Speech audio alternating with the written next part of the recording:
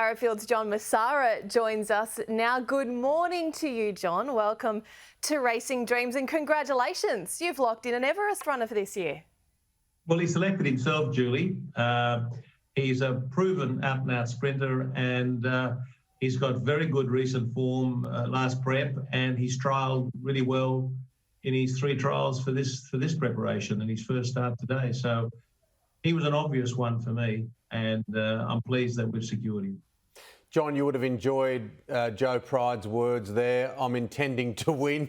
I love that sort of confidence. He's a good guy, Joe, and he's a very good trainer of sprinters, and he's beaming with confidence about this horse. He said to me that he thinks he's going better this time than he was last time, which is saying something because he won 2 Group 1s last preparation. So, look, I think he'll be somewhere in the finish if all things go well. You need a bit of luck. As we heard in that story there, John, he's only had 21 starts, and despite his age, you know, Joe thinks he's sort of got the joints and the condition of a 4-year-old. How much does that come into play? I think it does come into play. He didn't start racing, or didn't get broken in until he was a 4-year-old for some reason. And I don't think it was a soundness issue. I think it was an economic issue at the time. And so he's had very light racing history to have 20 starts since then. He's now an 8-year-old, so it's 6 or 7 starts a year virtually.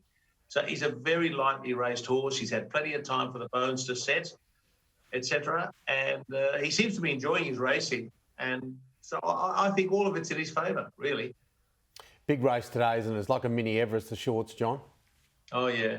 Well, look, we have a guy that does our weights and measures on the horses we have racing and tells us where he thinks horses will finish. And he's got Nature Strip on top, but he's got us second in that race. So I'd like to see the horse run up to that form in this race and build up to the Everest then after that. We are less than a month out until October 16, and James Kennedy from Victoria said last week here on our show that if you waited for the shorts, waited for today, that you'd sort of be in a fight and you may not end up necessarily with your first pick for the world's richest race on turf. Is that how you approach this, that we had to get in, we had to make a decision, and it had to be the one that we think and want to win? Exactly what happened. I felt I was running out of time. I felt that Joe was going to get alternative offers, and I felt that if I didn't make a commitment, I couldn't expect to hold him to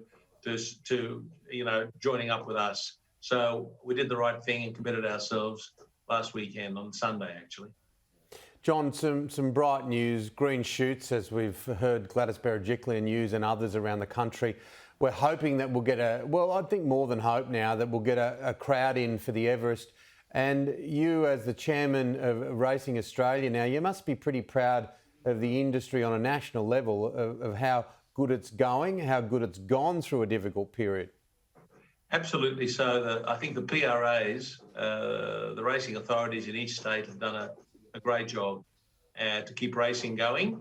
And I was speaking to some people today that are visiting here, and they say that racing, in fact, kept a lot of non-racing people going because it gave them something to do if they're locked in their homes, etc.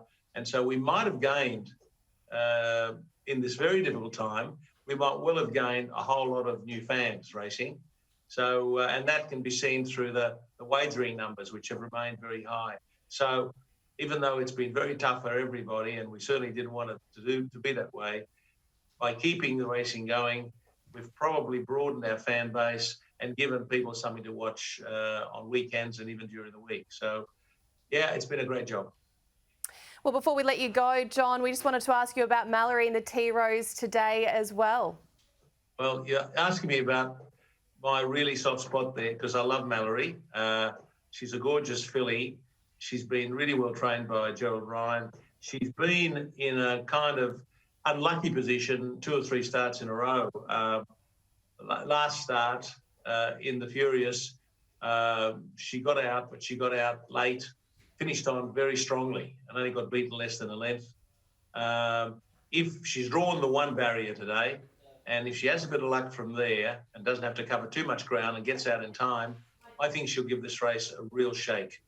I think she's a real winning chance. So I'm really hoping for our sake, but also for her sake. She tries in every start she tries. Of course, she was the winner of the win last prep, so she's a filly that's already been a stakes winner, but she deserves to win one of these races in this Princess Series. John, there's so many wonderful stories to tell up at Arrowfield. I'll be up there in a couple of weeks' time. Please get all those who are involved in putting the charcuterie plate together on notice, and we'll talk to you real soon. The charcuterie plate and the red carpet are currently being organised. Thanks, Jay, and we'll catch you soon, huh? Okay, thank you.